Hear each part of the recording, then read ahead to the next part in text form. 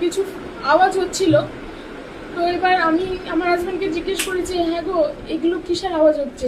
তো ও বলছে হতে পারে ফায়ার ক্র্যাকার্স, কেউ খেলছে টেলছে হবে, বা মিলিটারিরা অনেক টাইমে হয় না প্র্যাকটিস করে, আমরা বুঝতেই পারিনি। হুট করে দেখলাম আমার বাচ্চাটাকে আমার হাজবেন্ড এভাবে টেনে, আর আগের দিনে যেহেতু বৃষ্টি হয়েছে ওখানে কাদাও ছিল, আমার বাচ্চাটাকে টেনে দেখছি করে চেঁচাতে চেঁচাতে যাচ্ছে। আমি না বুঝতে পারিনি কি হলো, হঠাৎ কি হলো। আমি পেছনে যখন ঘুরি তখন দেখি ডিস্টেন্স ছিল ধরুন আমি আপনি, একটা লোক রান করছে, এভাবে মেরে দিল, ডান, শেষ, পড়ে গেল। তারপরে আমাদের পেছনে যারা ছিল তারা ওইরকম করে মারলো, অনেকজন পড়ে গেল।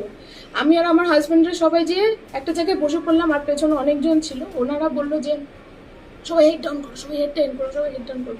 এবার আমার বাচ্চা তো ছোট, ও তো ফায়ার এগুলো শুনে প্রচন্ড আওয়াজ হচ্ছে, ও বলছে মামা ফায়ার গান, ইট ইজ পাটাশ, it's sound, it's so loud sound.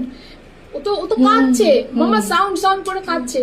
আর আমার হাজবেন্ড ও একটু নার্ভাসও হয়ে গেছিল, ও বুঝতে পারেনি যে এরকম টেররিস্ট অ্যাটাক হবে। আর ততক্ষণ ওই টেররিস্টটা চলে এসেছিল, ওর এখানে একটা ক্যামেরা ছিল।